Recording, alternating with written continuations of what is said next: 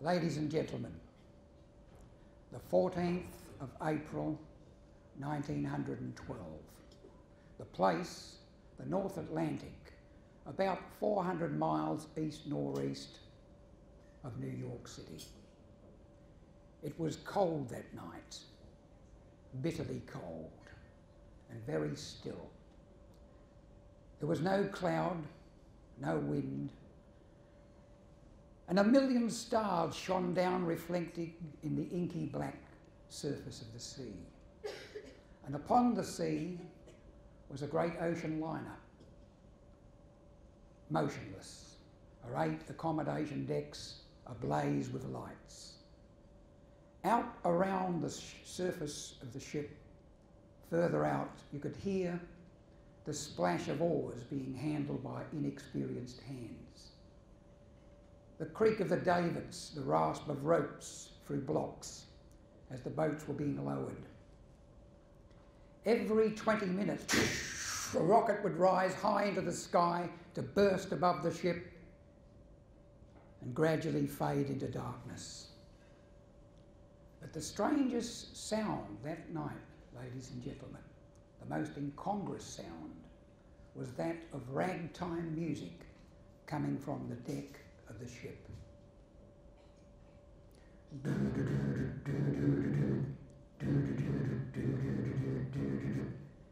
CQD, CQD, CQD. The message went out in Morse code.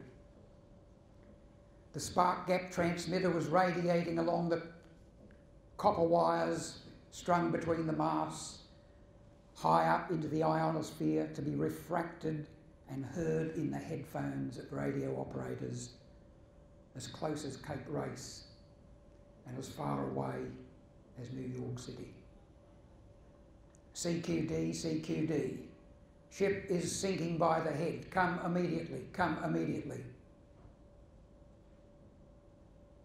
She was conceived in the minds of men and born in the dockyards of Belfast, Harland and Wolff. And her labour was long. And the midwives, they were the hundreds of riveters, boilermakers, fitters, turners, carpenters who worked over her. But when she was launched, there's been nothing like her before or since. 882 feet long. That's as long as 4 downtown blocks in New York City. 92 feet wide. And when you stood at the wharf, it was like looking up at an 11-story tall building. Most ships have 1, 2 or 3 boilers. This ship had 29. 29 boilers and 159 furnace openings. She was state of the art for the day. Nothing had been spared.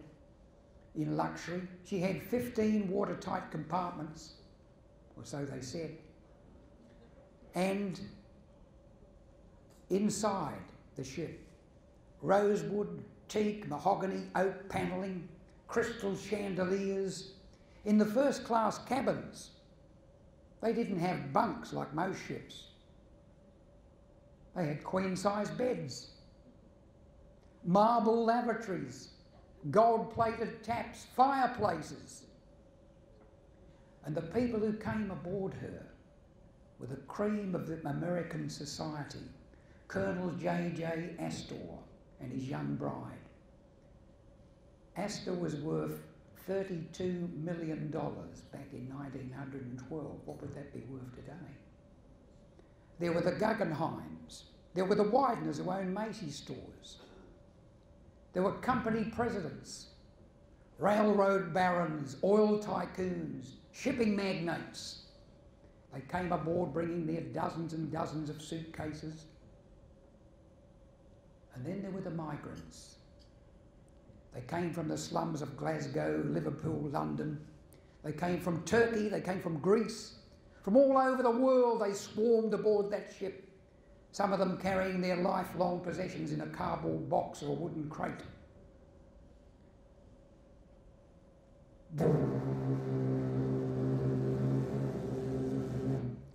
with a blast on her foghorn, the gulls shrieking around her tall masts, funnels wafting smoke.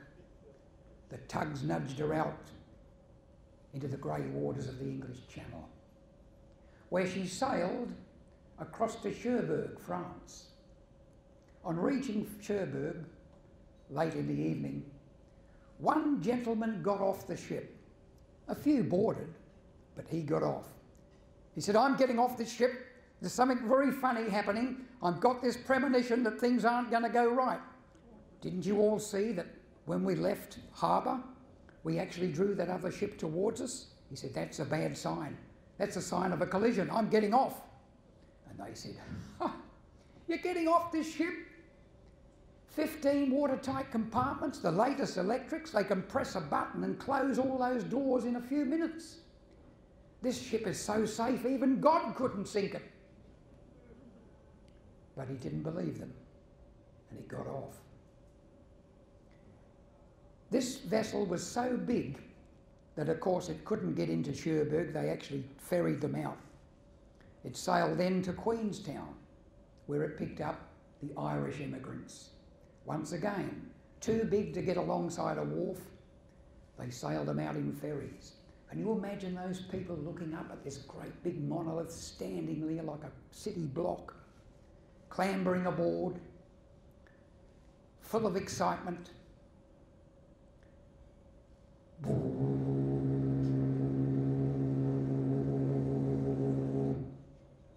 The Titanic pulled away from Queenstown.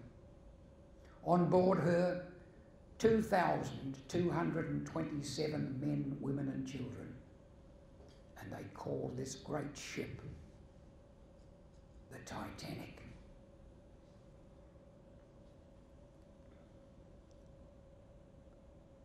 Created in the mind of God and taking thousands of years to form, something else was shaping up. Over the eons of time, millions and millions of snowflakes had descended upon the glacier, compressing down into hard ice, more solid than concrete, as it moved slowly under its own weight down towards the coast, the west coast of Greenland. And then one day, boom, a mighty explosion as 3 million tonnes of ice broke off the end of the glacier and then just stood with water lapping around its base. The meltdown to oblivion had begun. Years went by, but at a certain time, when it reached about 500,000 tonnes, it began to float. It floated out, drawn by the current, the Labrador current, inexorably, right across the path where the great ship was to traverse. Meanwhile, on the ship, down in the stoke hold, men stripped to the waist, dripping sweat, the clank of the furnaces opening, the shovels going into the bunkers, the scrape and grind down below as they brought the boilers online.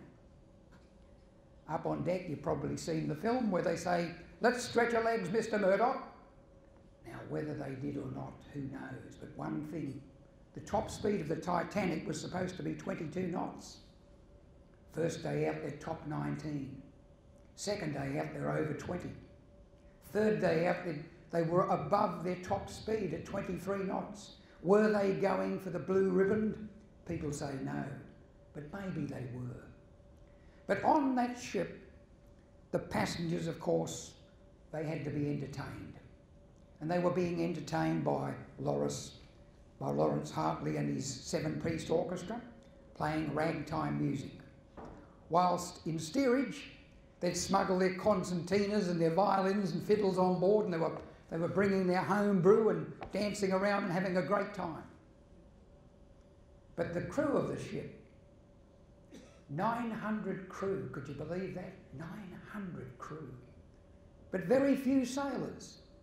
They felt they didn't need sailors. This ship was like a floating hotel. They had footmen, waiters, chefs, assistant chefs, people who would clean your boots. These were the sort of people they had in the crew. Very few actual experienced sailors. Well, there were also 2 other men on that ship who didn't actually belong to the White Star Line. And they were Jack Phillips and Harold Bride. Jack was 25, Harold was 22. And these people, what they call Marconi men. What were they, do you think? Radio operators, right. And of course, nowadays, as you've seen it so often, you get a teenager standing here phoning his friend across the street on the corner with their mobile, right? Because it's a novelty. Even now it's a novelty. So in those days, back in 1912, radio was very new. The first transatlantic cord had been made in 1901. Few ships even had radio. But with all those people off to start a new life in a new land, they wanted to send telegrams and receive telegrams. And poor old Jack and Harold, using a Morse key to send and receive, they were really hard worked. They were working most of the time, 2 of them on together, but every now and again one would get his head down for a little while and the messages were coming in. Well, they knew on that vessel, the officers knew, that the ship was going to come up against a great big ice sheet sometime on the 4th night. Every winter in the North Atlantic, a great sheet of ice forms. This one had been reported as being 400 miles from the top to the bottom and about 300 miles across. They knew they were going to go into that. And they also knew that those ice sheets are sometimes